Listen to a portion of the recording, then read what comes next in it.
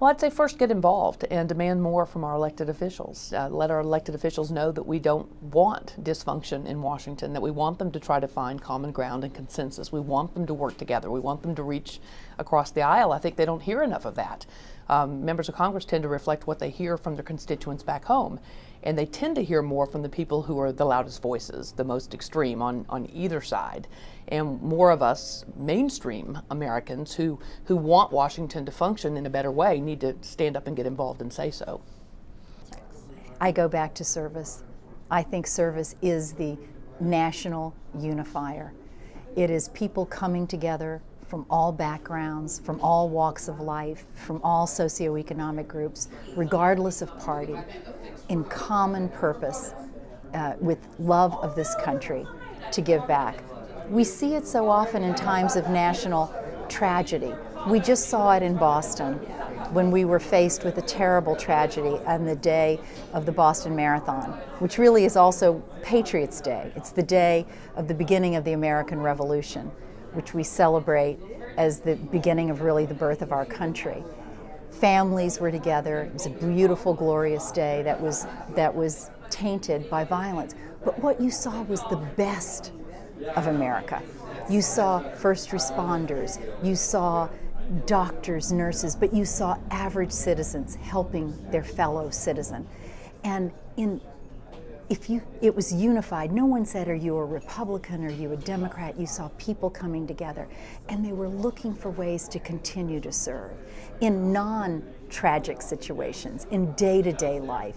And that's really what service does. It brings people together in common purpose, in love of country and love of their fellow human being. And the more service opportunities that we have, the more people feel that they're part of the whole, that we're all rowing in the same direction. I think you'll see more healing of the political divisions.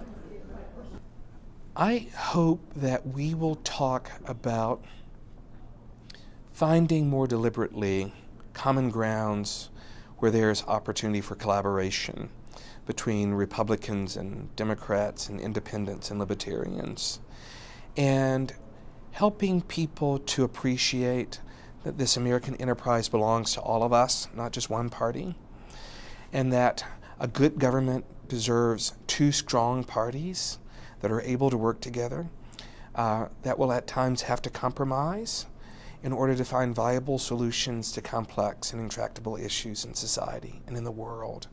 I think we owe it to ourselves, and we owe it to the rest of the world. You know, I think the best thing that each and every one of us can do is to get involved. And that doesn't mean, you know, it could mean working at your local poll store on voting day. It could mean at your church, in your community, your library. I just think the more we're engaged and we're part of the process, the more we'll be able to understand, A, how we can fix some of these problems. And I think the more we bring in people who aren't traditionally part of this process, the more new ideas and the new fresh ways of doing things can change. I think if the system continues as it is, it's a lot of the same old, and a lot of people don't get involved because they feel like it's the same old people who are doing the same old thing. So I think it's important that we sort of take that initial step to be engaged and be part of that process.